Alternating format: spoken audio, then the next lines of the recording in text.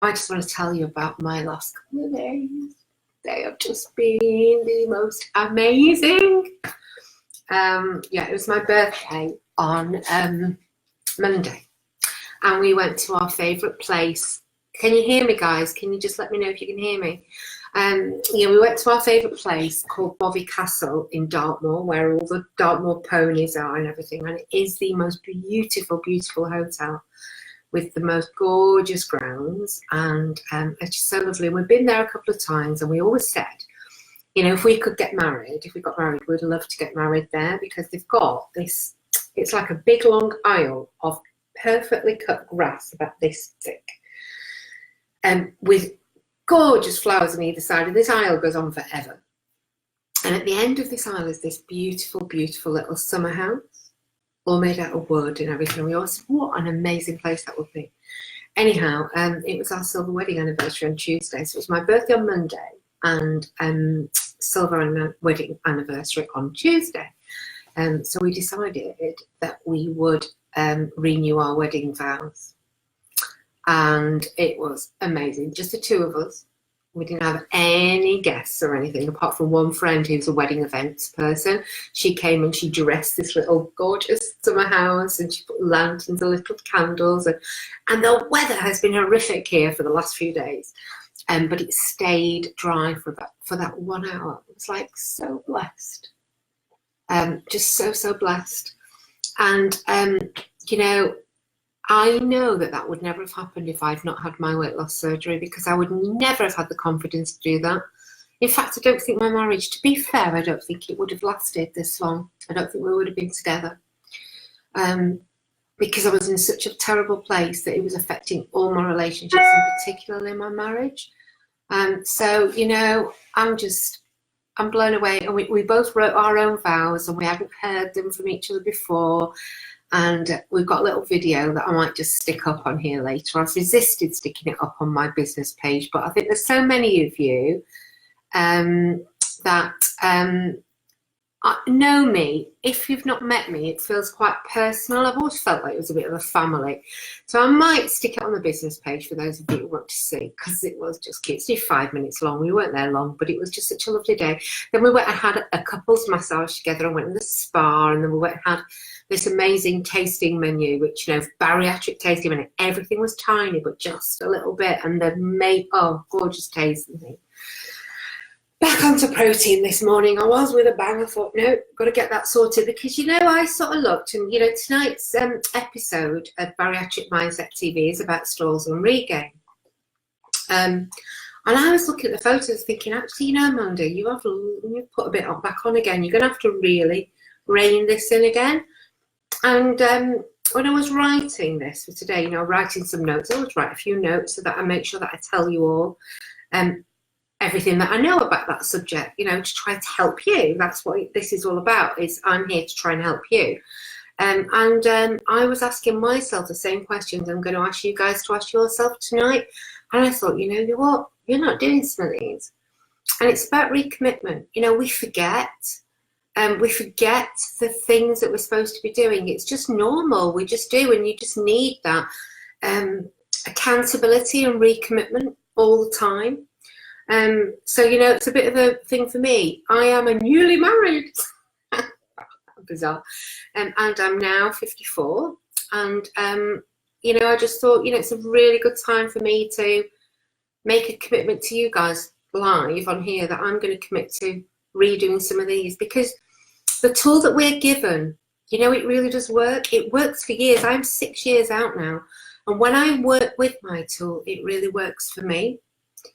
It's when I try to, you know, find ways around it, and when I don't do the things I'm supposed to do. I suppose it's like a gift that you were given by your surgeon, whoever your surgeon might be. I know most of you on here are either Dr. Ruby or Dr. Chiani patients, but there are some people that come and watch this from other surgeons, and I've got no problem with that. But, you know, he's giving you this amazing gift.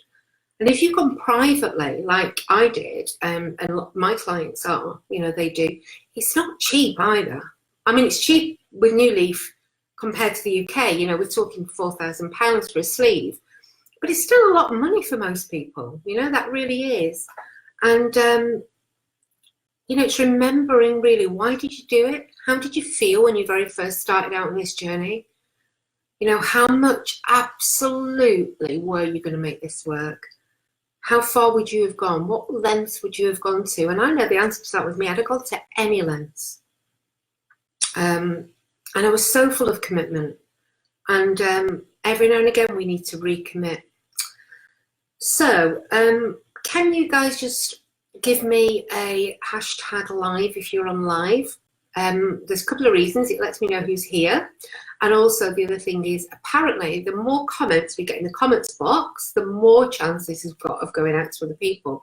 Because I do want to continue doing it, but if I only do it to 5 or 6 people a week, it seems a bit as if it's not really wanted, or people don't really connect with it. I don't know. I mean, you tell me, guys, whether you think it's worth it or not. I don't know, but I'm going to keep going for a few weeks anyhow and see. But it looks like we've got 4 people on at the moment, which is a bit disappointing, really. But never mind. Those of you that are here to be with me, and that's lovely. And if I can help just one of each of you with one thing today, then I feel like I've done my job. So okay.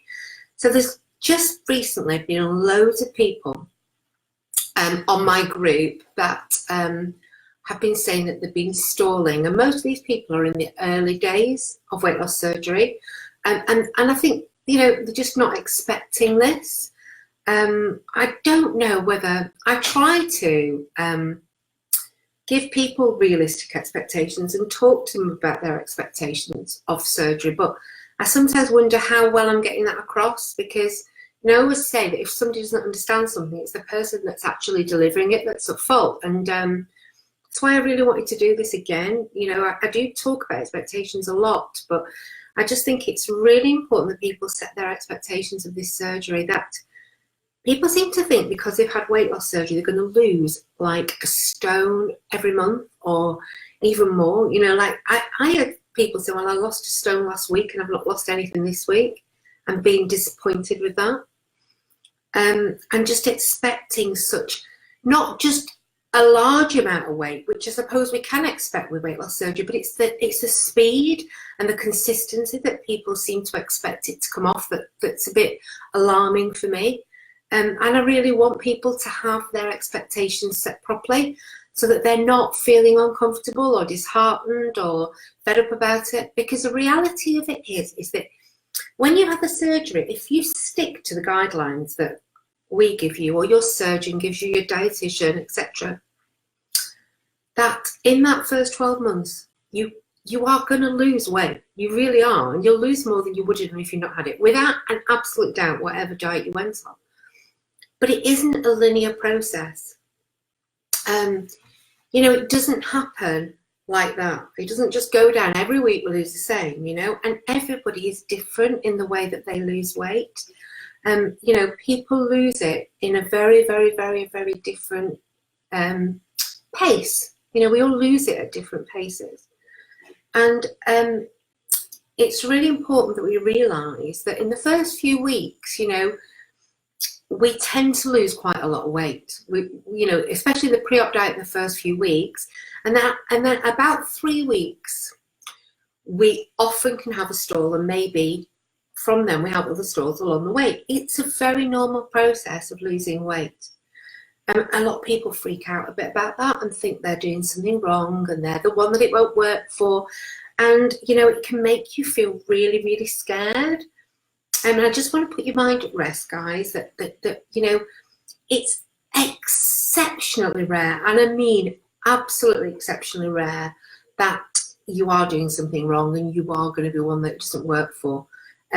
You know, I can count on one hand, less actually, probably 3 people that I know that have really struggled losing the weight after the surgery in the first few months. And because of, usually these are, I'll tell you why, hormones play a large part. People that are on shed loads of medication, particularly steroids, and pain relief medication. So people that have got fibromyalgia can suffer a lot, struggle a little bit. And the reason behind that is we think that the pain relief actually numbs down all of the feeling in your body, and therefore they can't feel the pain that a lot of us feel with the restriction. That stops us from eating more, and they eat a bit more. But even then, they still lose weight, just maybe not as quickly as other people and not as much overall. So I thought I'd just try and explain to you a little bit about fat loss. For those of you that are stalling maybe, or starting out on your journey, or even regain, so that you understand. So you need to decrease your calorie deficit by between 3,000 and 3,500 calories to lose 1 pound of fat. I'm going to say that again, 3,500 calories to lose 1 pound of fat. Now that means the difference between what you're eating and what you're burning. So if your basal metabolic rate was burning 1,000 calories a day just sitting, yeah, and you were eating 1,000 calories a day, that's how much it's equal. So you're eating enough to keep your basal metabolic rate normal, to not put any weight on and to not lose any weight. But in order to lose a pound of fat, you need to decrease your deficit by 3,500 calories.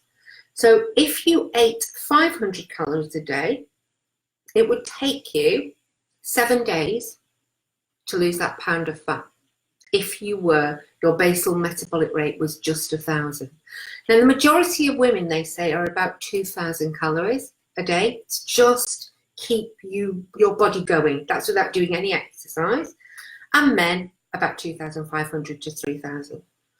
So you can see that you actually have to lose or eat a lot less to lose a pound of fat. And that's why most diets say, to expect to lose between 1 and 2 pounds a week. Now,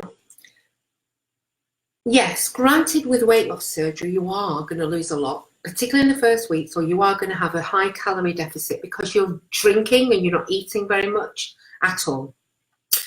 Also, if you've had anything that's got a malabsorption element, you're going to malabsorb some of the food that you eat. So it's easier to get that 3,500 calories deficit.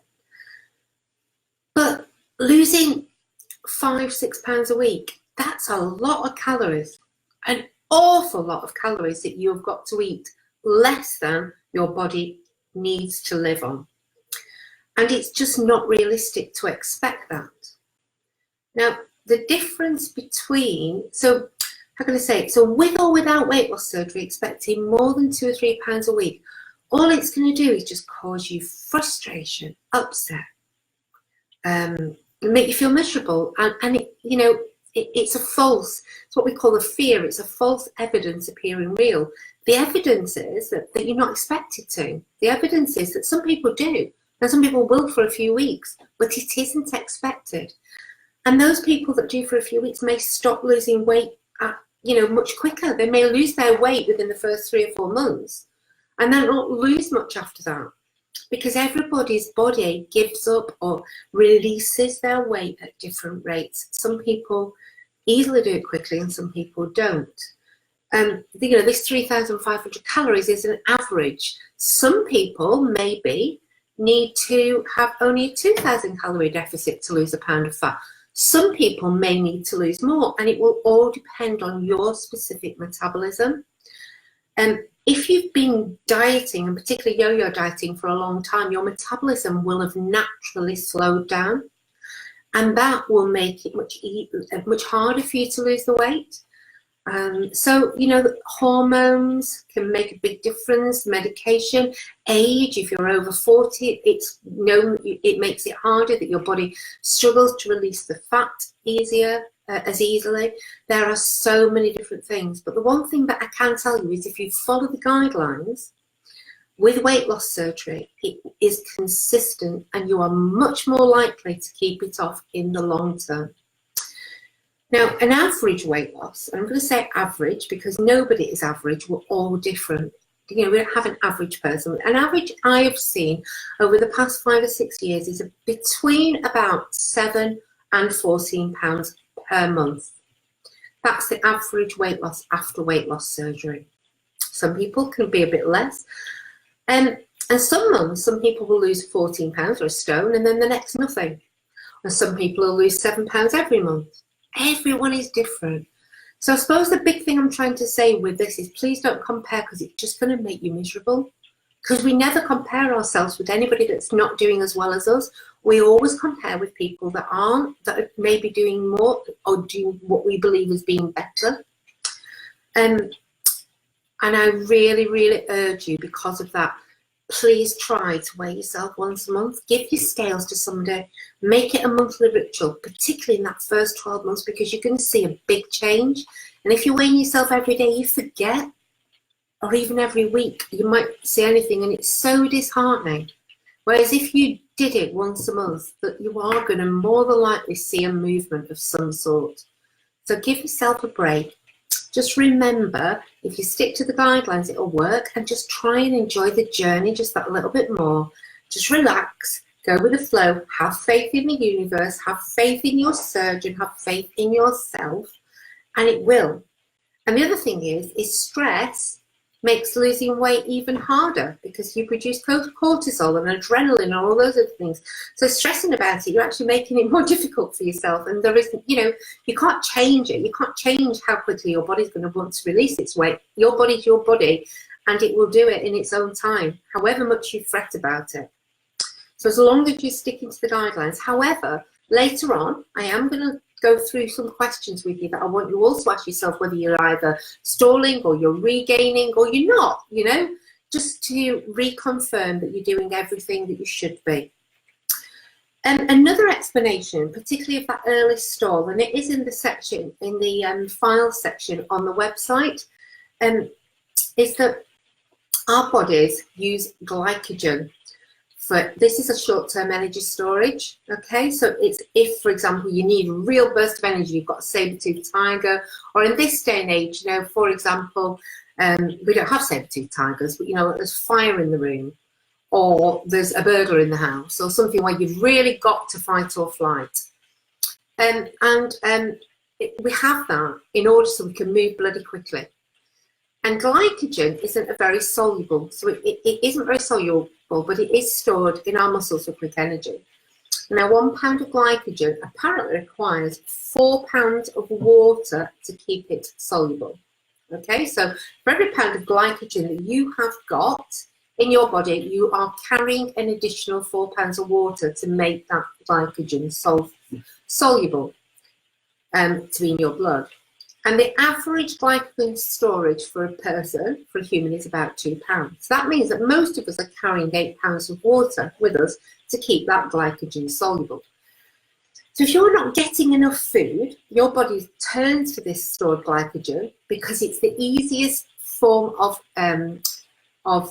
fuel to break down for energy. That's why we use it in terms of crisis, because it's there and it can be broken down really quickly. We can access it.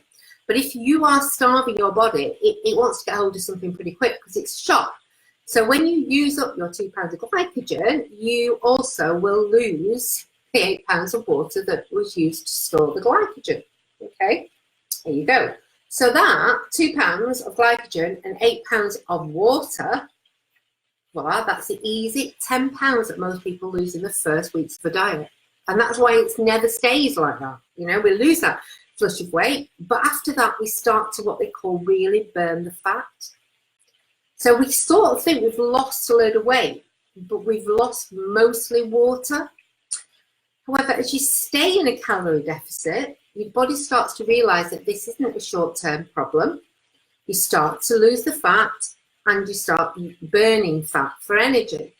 The next step is that your body realizes that fat can't be used for those short-term bursts of energy, and it goes, oh, this is going to last a bit longer than I thought it was, and it needs that short-term fuel in your body for adrenal activities, and so what happens then, it starts to convert some of that fat back into glycogen and rebuilds those stores of glycogen in your muscles. So as it puts back the 2 pounds of glycogen into your muscles, 8 pounds of water has to be stored with it to keep it soluble. So even though you may still be losing energy content in your body, your weight will not go down or you might even gain a little bit. Somebody said, I've put a pound on with this week. How does that happen? Very easily, most likely going to be this. So your body is restoring that glycogen because it realizes this is not just a short-term thing. You know, I am being almost starved on a regular basis, but I'm still going to need that extra push of energy if something really bad happens. So I'm going to use some of that fat, which is harder for it to use. It's much easier for it to get that from food. But it realizes it's not getting enough food, so it starts to break down the fat. And when it does that, to put the glycogen back, it also absorbs more water, an 8 pound bag of water, and you may even regain.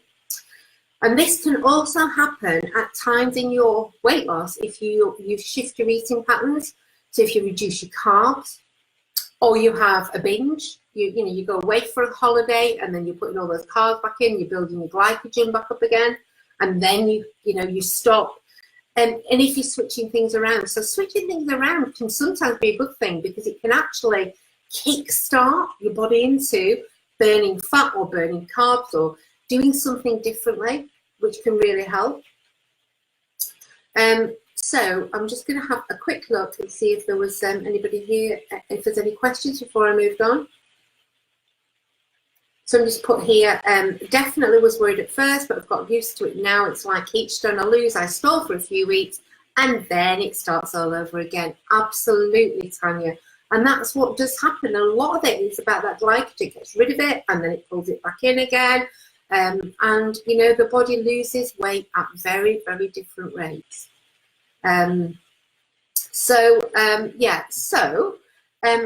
Let me have a think of what else. The other thing is that we don't actually lose weight throughout the week or throughout the month at the same process. With most people, the lowest weight shows up on a Friday morning, and most people weigh on a Monday morning if they weigh weekly, but it shows up on a Friday morning because, to be fair, most of us have a better diet during the week than we do at weekend. And we may gain at the weekend, and our highest weight tends to appear on a Sunday evening or a Monday morning or Sunday evening. Mornings less, again, because we've lost water, we've lost fluid in the night. So we usually, I don't know whether you notice this, I can lose 3 or 4 pounds between an evening and a morning. That's never weight, that is always water. But your rhythm can fluctuate between 5 and 10 pounds or more. So if you are weighing yourself once a week, between 5 and 10 pounds difference. So, really, really cannot stress how amazing it is and how freeing it is to weigh once a month, particularly in those early few months. Later on, maybe a bit more dangerous, because if you are getting into bad habits, it's nicer to catch it a bit sooner. But most of us know if we're getting into bad habits. Most of us do. The other thing is that muscle is much denser than fat. Most of you might know this, but basically what it means is denser than fat. People say it weighs less than fat. No, it can't weigh less. A pound of muscle is the same as a pound of fat. But the difference is that a pound of muscle takes up less space. So like a pound of lead and a pound of feathers, a pound of feathers would take up a huge bag, but they weigh the same. A pound of lead would only be about that big. And so what happens is that we may be losing inches rather than weight, and that's why that's really important to do. Because if you're losing inches, which is what we all want, let's face it, I always say to people, would you rather be a size 20 and 10 and a size 20 and 10 stone, or a size 10 and 20 stone? Put that in the comments. Let's see what you all think. So what would you prefer to be? A size 10 and 20 stone, or a size 20 and 10 stone? Yeah, most people, I asked that question and they had to choose one, would say they'd rather be a size 10. So that box on the floor is only measuring your relationship to gravity. That's all it is. And don't let that make you decide your success. It's just not worth it. There are so many other things that tell you success, which I'm going to go on to in other weeks, but like what we call non-scale victories, like whether you can walk a bit further than you could before, whether you can run, whether you can jump, whether you can get your thigh length boots on, whether you can wear sexy lingerie, whether you can fashion your own shoelaces, all sorts of things, you know, other than weight. And like I say, make sure you do measure yourself every month to see how many inches you've lost compared to the weight.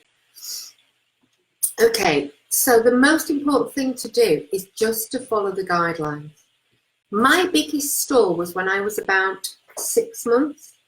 I think it was about 5 or 6 months, and it lasted 3 months. And I thought, oh my God, I am never, ever going to get out of this. And it just was my body. I just think it just got fed up of losing so much weight, and it grabbed hold of everything I could. The other thing that what happens is your body has a series of set weights. So what that means is it gets to a certain weight and it tries to keep you there. And then you eat less and you eat less and you eat less. And it goes, okay, sod it, I'll give up a bit more. And then it gets to a set weight and it starts to keep you there. So Tanya just said that, you know, she loses a stone and then she stalls because your body just doesn't want to let go of this weight. What you've got to understand is it's programmed to keep weight on. Our bodies are programmed to keep weight on because in Neanderthal man, we didn't have the glut of food that we've got now. And we needed every bit of fat for when we had like weeks maybe that we were starving and just eating a few berries. So any excess energy that we had when we would perhaps catch a big lion or a big, maybe not a lion, but like a deer or something, we'd all eat that. Everybody would muck in, they'd eat as much as they could, they'd gorge themselves on food, and any excess calories or fat would just be stored. And that's why we are fat storing machines. That's what we're designed to be, so that when we need that energy, because we'd have scarcity, we've got that energy to live. But unfortunately, we don't have to go and kill our food these days, and we've got it. It's everywhere, you know. So our bodies are really not working to our best advantage. We need a damn good overhaul, really. We need like a whole new overhaul of the way our bodies work. But unfortunately, we haven't got that. The nearest thing we've got to that is bariatric surgery. You know, that does it. So just remember that this is not a linear process. Your body doesn't want to give up that weight. It'll give up a bit, then you'll go, right, you're not having any more. You're not having any more. I'm going to keep this, because what happens if you starve me next week? And you're already starving me, and I'm keeping hold of what I've got because I know that you're starving me now, and next week I'm not having anything because you mightn't give me anything. And then it'll go, oh God, I need this. I'm going to have to give up some of this fat because I need it for energy. And it will give over another 7 pounds of a stone. And then it'll go, no, stopping again. No, that's too much. That's too much. If it had a brain, you know, if the fat cells in your body had a brain, but apparently they do. Apparently they are connected through hormones to your brain, and it is all interconnected. And they're even saying now that there's parts of your gut that they think has a brain, you know, there's brain activity in the cells in your gut. So there's so much that we don't know about food, and so much that we don't know. You know, we can drive ourselves mad trying to understand this stuff. So, you know, trust in yourself that you can do it. Trust in the process. Trust in your surgeon. Trust in the universe, you know, that's what's supposed to happen. It's the very best advice that I can give you all. Lynn says size 10 and 20 stone. Tanya says size 10. Nobody else is commenting. Would be lovely if you could. I'd really, really, really like it if you could just comment and let us know. You know, it can be interactive, this. So, so that's stalls. I hope that just makes it a bit more understandable for you all, so that you can understand a little bit why we have the stalls as we go through, what's actually happening. Now, the second bit I wanted to come on to was regain. This is the other bit that frightens everybody, really frightens everybody to death, because it's like, okay, I'm doing really well. The first 12 or 18 months, or between 9 and 18 months, I've lost loads of weight. I've got down to a reasonable weight, you know, for me. And for some people, that can be that miraculous BMI of 25. For some people, it's not. And that's something else that I talk about a lot, you know. We have to work out how much we are supposed to be. If we're from a family full of big people, the chances are we're never going to get down to that BMI 25 unless we absolutely sacrifice everything. You know, and it's possible. It is absolutely possible for all of us, really. But I suppose what you've got to do is to decide how much you're prepared to sacrifice to get to that magic number. And for me, I know I'm a BMI of about 28, 29 maybe. And it's probably more than, well, it is more than I probably ought to be, but I'm 54 this year. I'm a grandma of 10 kids. I come from a big family, you know, a lot of my family were big, and I like treats. I like my treats.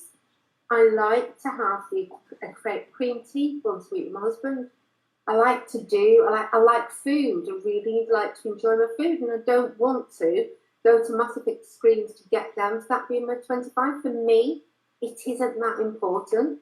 What is important is that I feel comfortable in my own skin, that I'm wearing nice clothes, that I can buy clothes off the shelf instead of having to go into Evans all the time. And, you know, that I feel like I'm walking down the street and I feel that people are thinking I am odd or different. That is what success was for me. It wasn't a BMI 25 or a size 10.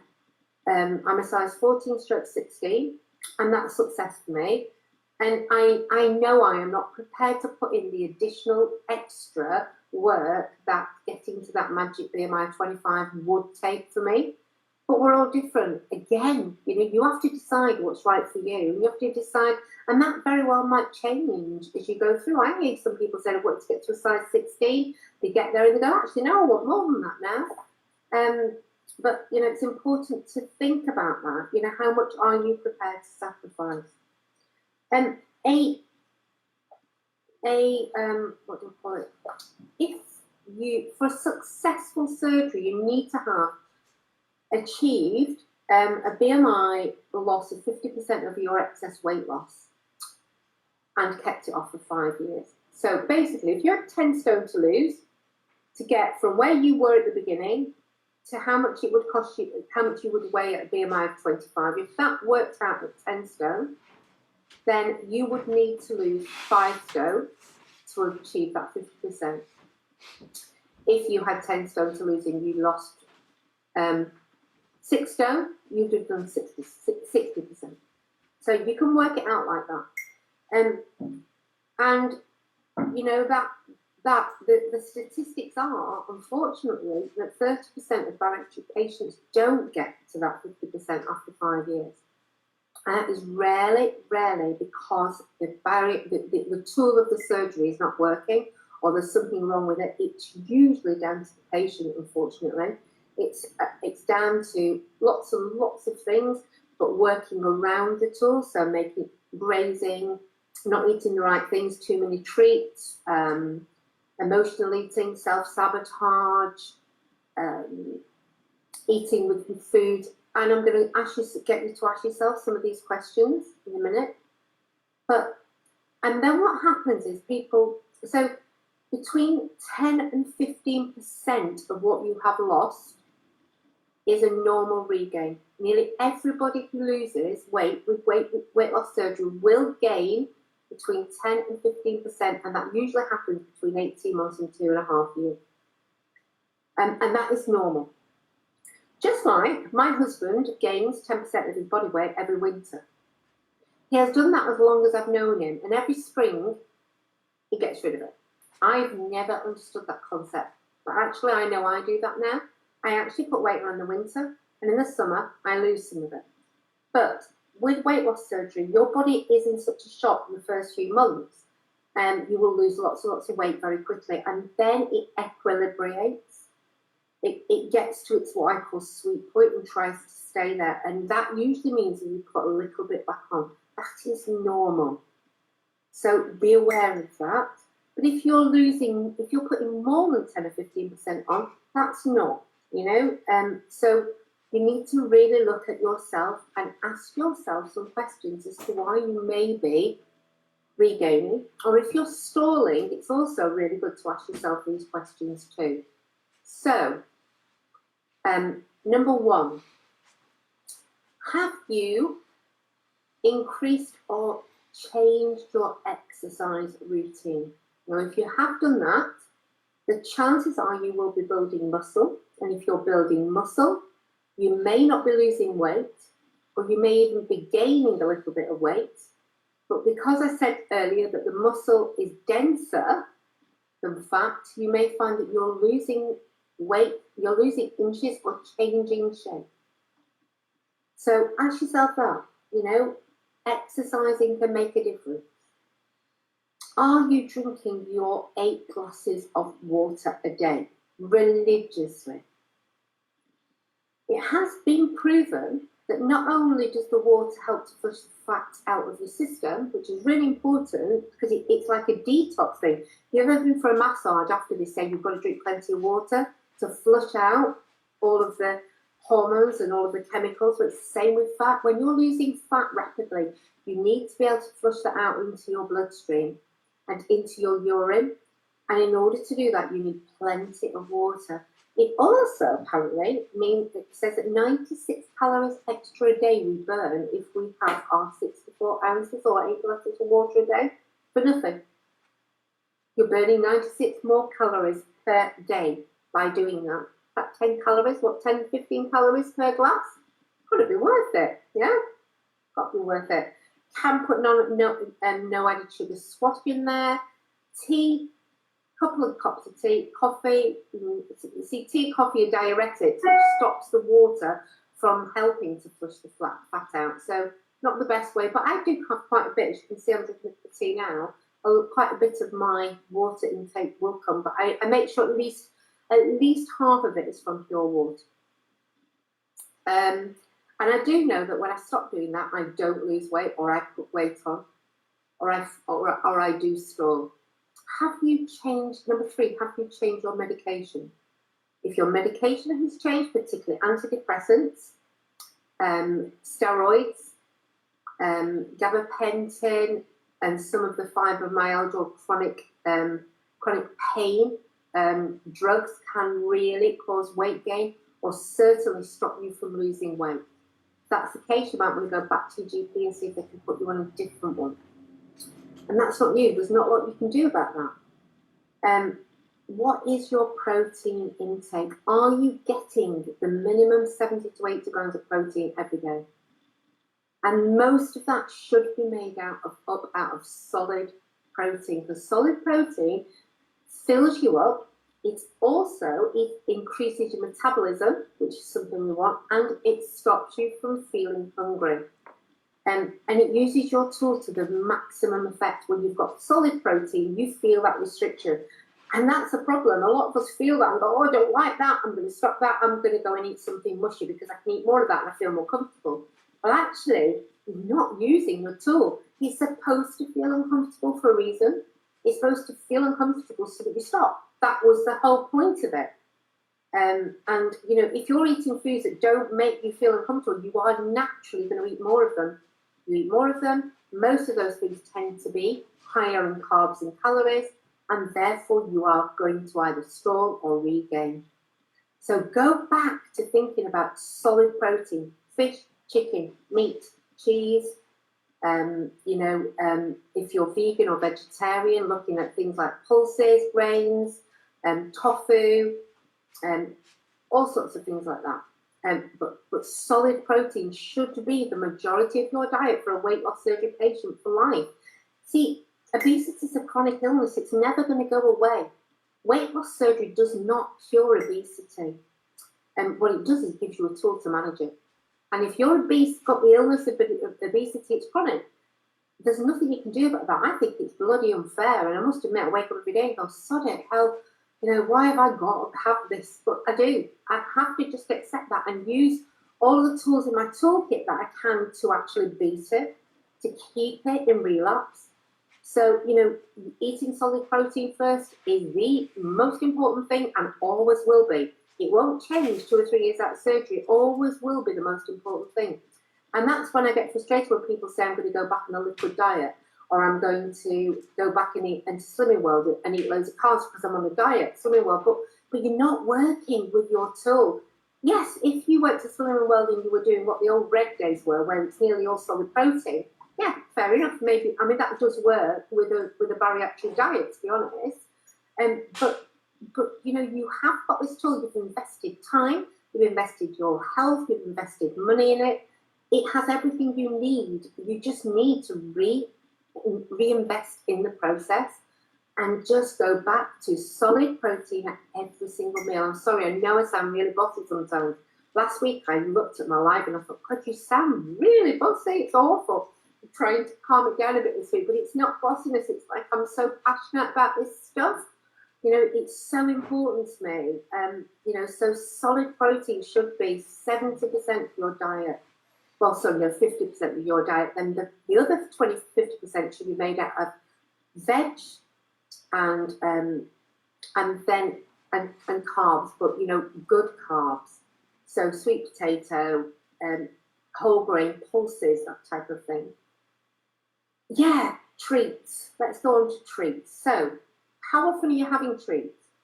I used to let myself have a treat once a month. You know what? Now it's usually once a week.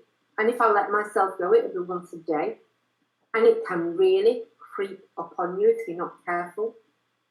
And I've redefined in my head these days of what I see as a treat. So often we think about a treat, we think about something that is high in fat and sugar and something that tastes amazing. But if you think of the word treat, it means it's doing some good. It means it's treating you. Now, if you think about, is this treating my taste buds and my head, or is it treating my body? So a treat would be something that is good for you, that's treating your body well, and that is unlikely to be a load of heavily sugar-laden and fat-laden food. It's not going to do your body any good at all. Now, that's not saying that we should never have those food. There isn't any shoulds or shouldn't have it. And we live in a world where it's everywhere.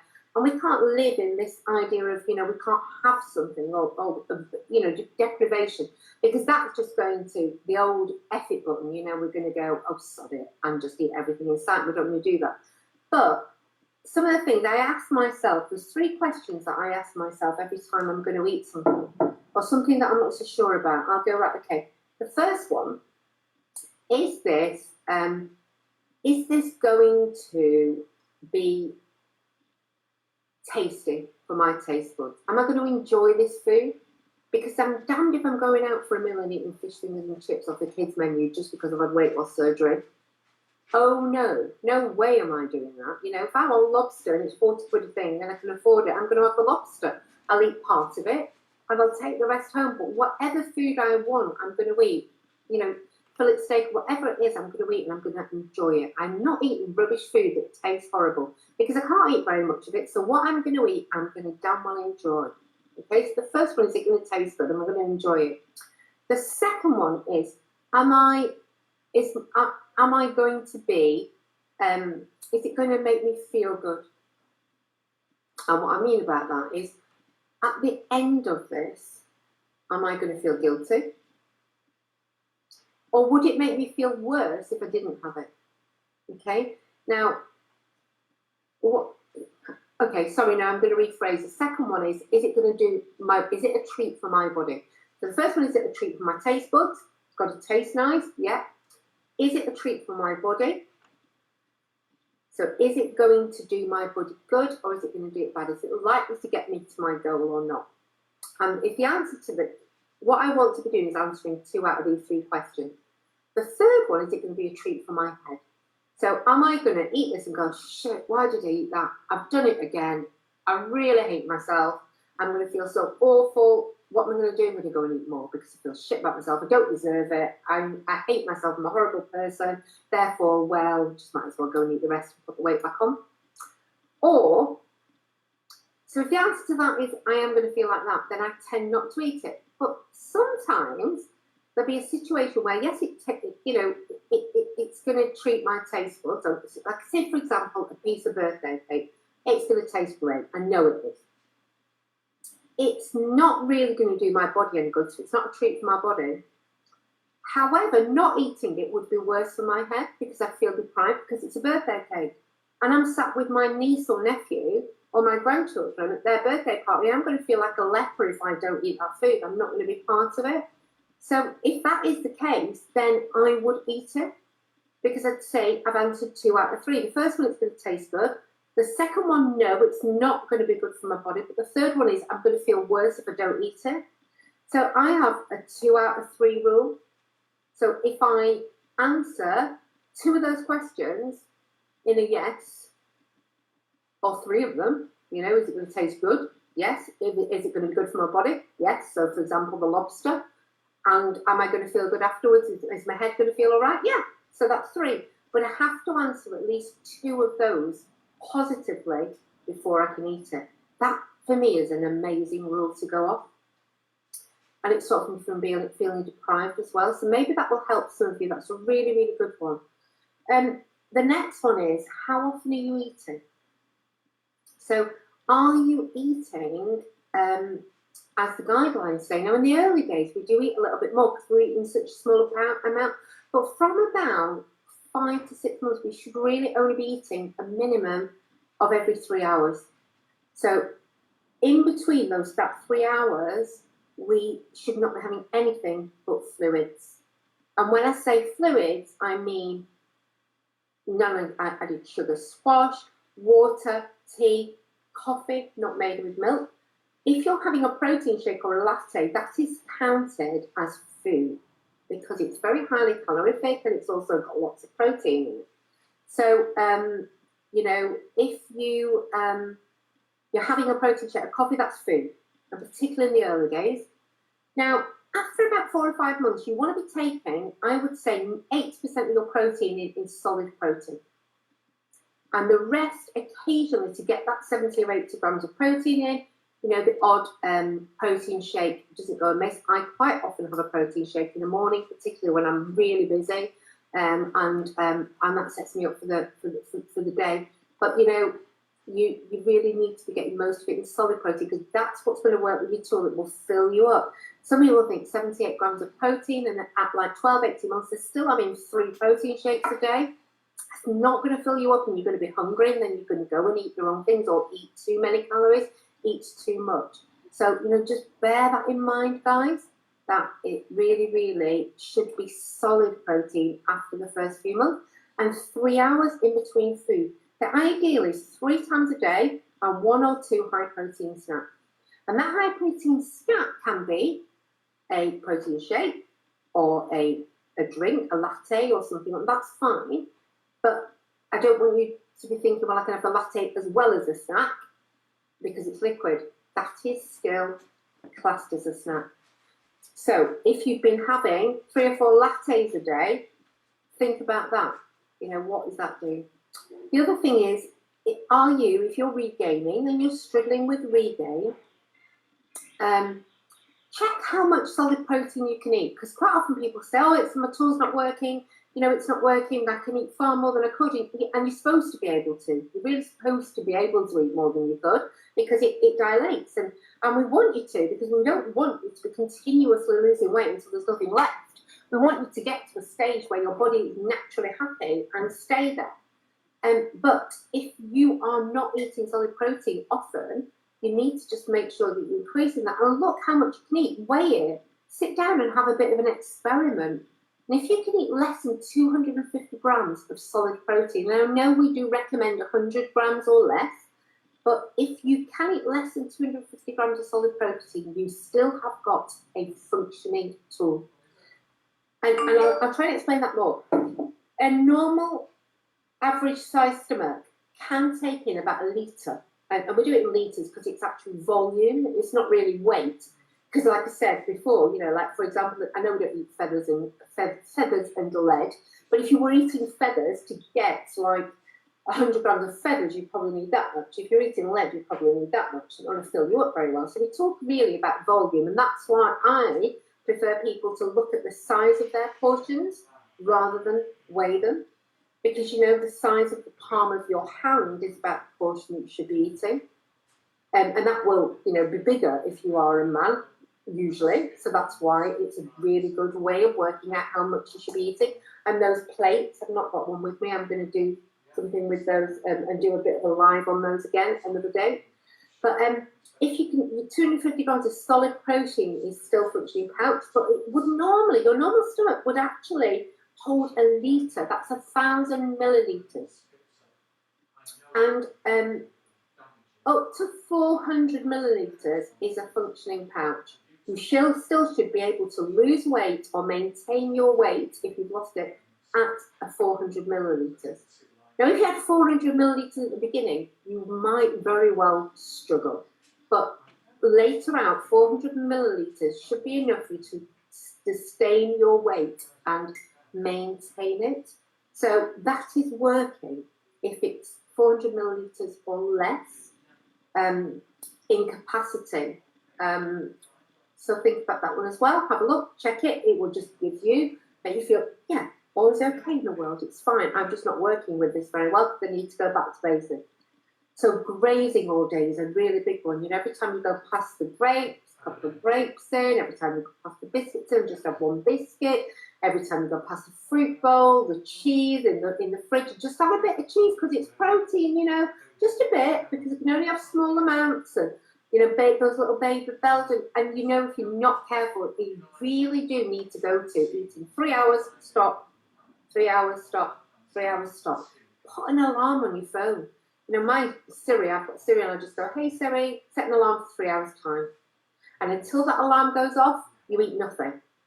Only fluids, and not latte, and you know, not milky fluids, but you know, a bit of milk in your coffee or your tea, just a drop of it.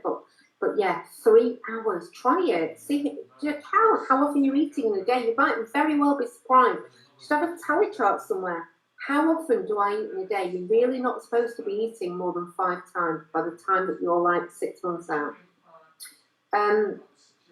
The other thing is, in the early days, you know, you might not be eating enough. I was talking to a lady in another group this week, and she was telling me what she was eating, and she was exercising loads of exercise, and eating about 500-600 calories a day. And her body ain't going to give up that fat for nothing of money. It's going to be really hard because it thinks it's being starved. So, you know, she'll get massive flushes, and eventually, when she does start to lose weight, it'll go wham. But it's holding on, you know. So sometimes you need to just mix things around a bit. Have a couple of days where you do eat lots of carbs or whatever. Sometimes it can put your body in fat burning mode because it goes, well, hey, she's stopped starving me. I can eat again. It's great. I can let go of some of this fat because I'm not really starved, you know. And also, you know, they talk about calorie cycling. That's supposed to be a really good way of doing it, in a sort of 5-2 style diet where you eat quite a lot of calories on one day, then another couple of days in the week that you don't. Again, that can be a trick of helping to kickstart. But I really don't believe that going back to liquid diets or fad diets and things like that are very good for you at all. You have a great tool if you use it properly. You just need to get back to the basics, and that 3 questions that I said about whether it treats your body, your head, and your tongue. If it's treating 2 out of those, it's fine to eat. If it's not, then don't eat it. Okay. Just to end on this, though, there are some other things that really could be getting in your way, and it's all about getting out of our own way, that your tool is not going to help you with. I know I bang on about this, about, you know, the head stuff, because I just know how important it is. I know I wouldn't be where I am today if I'd not done all this.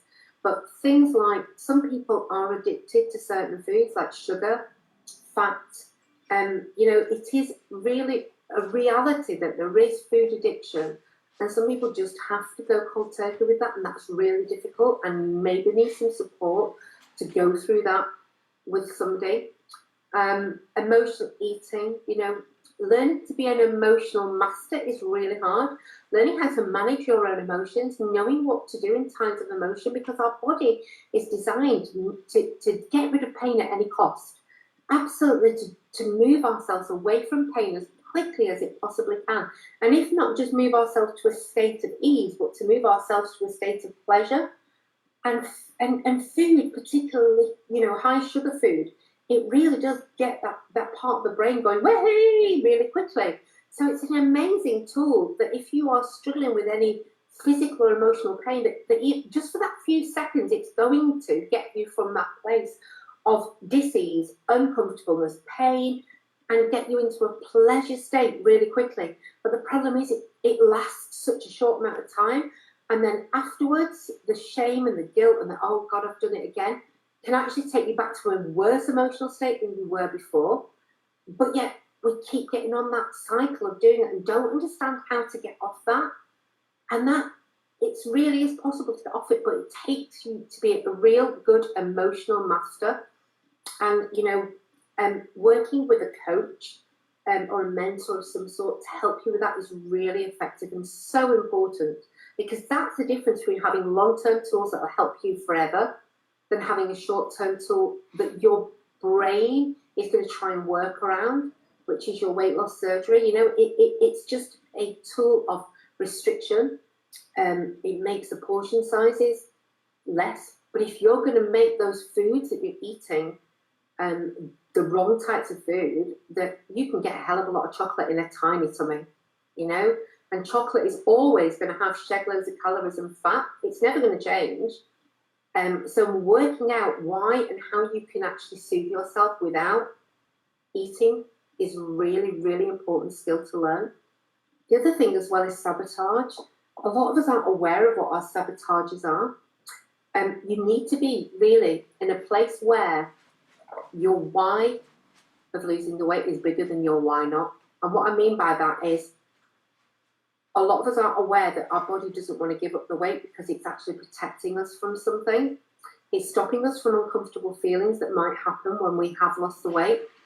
And they may be lots of things like upsetting my partner, my friends are going to feel jealous of me, everybody knows me as the fat person, I'm going to change, I might have to step up to the mark at work, I may have to become more responsible. There's a million reasons, and often we are not aware of them. Now, whilst that is still there, long-term success is never going to be, it's always going to elude us, because our psyche is going to be, is fearful. It's fearful of losing it, and that fear is going to stop it. It's going to find a way of stopping you from getting where you want to be that will override the weight loss surgery, which is a physical thing. It's a physical way of doing it, but that emotional and psychological way will override that eventually if you don't work on that sabotage.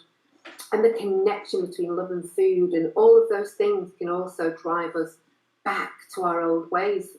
So, you know I do really offer emotional eating coaching, sabotage, weight loss surgery success coaching, which can make such the difference of filling your toolkit up with those tools that will give you that long-term success.